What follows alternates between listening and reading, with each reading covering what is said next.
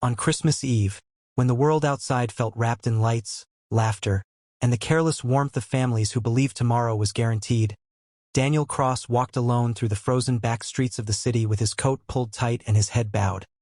A man who had learned not to expect miracles because life had taken too much from him already. His wife buried 2 winters ago. His home now just a rented room above a closed-down bakery. His heart surviving on routine rather than hope, and it was precisely because he had nothing left to lose that he noticed the sound most people ignored. A weak, broken cry slipping through the wind like a dying prayer, thin and desperate. Not the cry of celebration or drunken joy, but something raw and frightened. Something that stopped his feet mid-step and made his breath catch as he turned toward an alley swallowed by darkness. The kind of place people hurried past, especially on nights meant for joy. Yet something pulled him forward. Maybe memory, maybe guilt, maybe the ghost of the child he and his wife never got to raise. And as he stepped into the alley, the smell of cold metal and damp cardboard hit him. And there, beneath a flickering security light, he saw a sight that froze his blood more than the winter ever could. 3 tiny babies, wrapped poorly in mismatched blankets, their faces pale, lips tinged blue, breaths shallow and uneven like candles about to go out, and beside them, slumped against the brick wall, lay a woman so still he first thought she was already gone, her hair frozen with frost, her hands bare and red, her chest barely moving as if each breath was a battle she was losing. And Daniel rushed forward, knees hitting the ground, hands shaking as he touched the babies, feeling how cold they were, too cold, far too cold, and panic surged through him because he was not a hero, not a doctor, not a savior, just a tired man who had planned to eat canned soup alone and sleep through Christmas morning, yet fate had placed these lives in front of him without asking permission. And as he tried to wake the woman, she stirred weakly, eyes fluttering open just enough to focus on him, fear flashing before relief. And with a strength that didn't match her condition, she reached out and pressed a folded, worn envelope into his hand. Her fingers trembling violently as she whispered words so faint he had to lean close to hear them. Words that would haunt him forever. Please, don't let them die. Read this. It explains everything. And before he could ask her name, before he could promise anything, her head fell back against the wall and her body went limp, and Daniel's heart slammed in his chest as he checked for a pulse, finding one but weak, terrifyingly weak, and reality crashed down on him. If he waited, they would all die. If he ran for help, he might lose them anyway. And with a desperation he hadn't felt since the night his wife died in the hospital hallway, he gathered the babies against his chest, one by one, trying to shield them from the cold with his own body while fumbling for his phone to call emergency services. His voice cracking as he explained the situation, eyes darting between the infants and the woman who had trusted him with their lives and a letter she believed held the truth of who they were. And while he waited for the sirens that felt too far away, too slow, he unfolded the letter with numb fingers, not knowing that the words inside would unravel everything he thought he understood about sacrifice, love, and the meaning of Christmas, because the letter spoke of a woman named Maria, a refugee who had fled violence with nothing but her newborn triplets and a promise she made to herself that they would live even if she did not. A woman who had been turned away from shelters, hospitals, and churches full to bursting with holiday cheer but closed doors, who wrote not with bitterness but with quiet acceptance, explaining that the baby's father had died protecting them during the journey, that she had no family left, no papers, no future, only this final hope that someone, anyone, with a heart still capable of kindness would find them. And as Daniel read, tears blurred his vision because her words were not a plea for sympathy but a confession of love so deep it was willing to vanish so her children could remain. And the letter ended with a line that struck him like a hammer to the soul. If you are reading this, then you are their miracle. Please be brave enough to save them. And in that moment Daniel felt something awaken inside him that had been dead since his wife's last breath. A sense of purpose so fierce it scared him.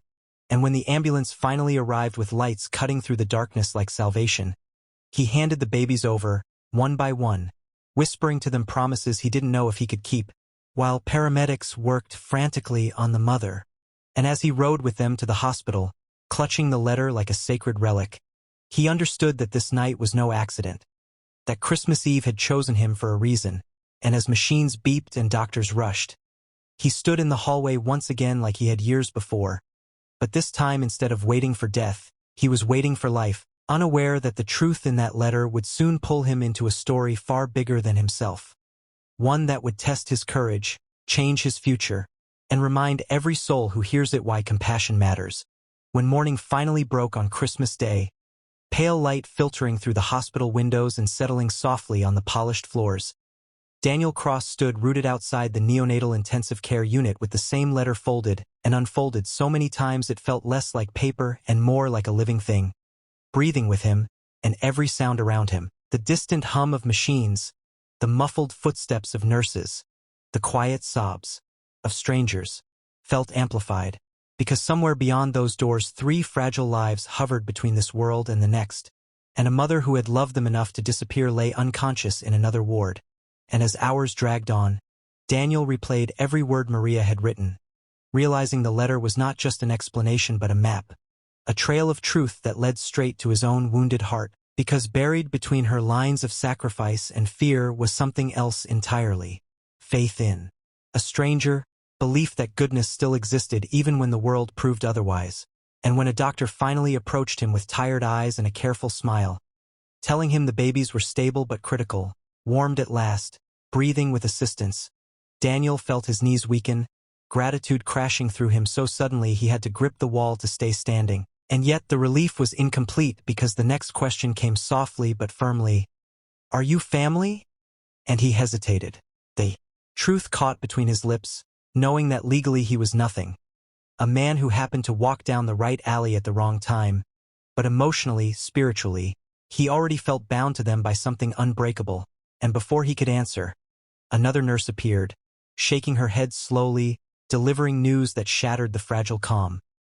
The mother had passed away minutes earlier, her body finally surrendering to the cold and exhaustion it had endured too long. And Daniel closed his eyes as grief surged through him, mourning a woman he had known only through her words, a woman whose courage dwarfed his own. And in that moment he made a decision that would alter the course of his life forever, because as he opened his eyes, he heard himself say, "I'll stay whatever they need, I'll stay." Not knowing how, not knowing if the system would allow it, only knowing that walking away would be a betrayal of the miracle Maria had trusted him to be.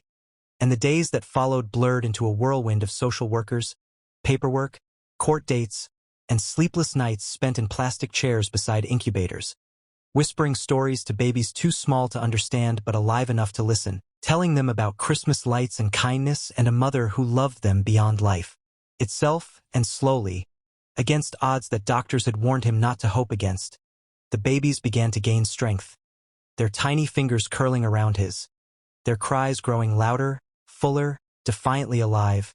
And Daniel realized that each breath they took stitched another piece of his broken soul back together, until one evening a social worker sat across from him and slid papers forward, explaining foster placement, temporary guardianship, responsibilities that would swallow his quiet, lonely existence whole. And Daniel didn't hesitate, because loneliness no longer frightened him as much as loss did.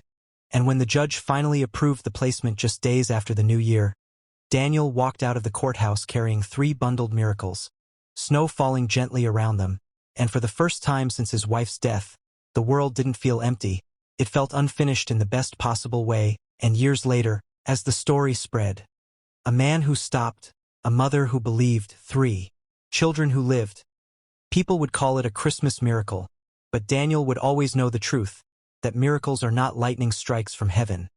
They are choices made in the cold, in the dark, when no one is watching. And as the children grew, learning to walk, to laugh, to call him Dad, Maria's letter remained framed on the wall, a reminder that love does not end with death, it multiplies, passing from one heart to another, changing lives in ways no one can predict. And if this story has moved you, if it has reminded you that compassion still exists and that one moment of kindness can rewrite destiny, then don't let it end here. Subscribe to the channel, stay with us, and keep believing in stories that matter, because somewhere, right now, another miracle is waiting for someone brave enough to stop and care.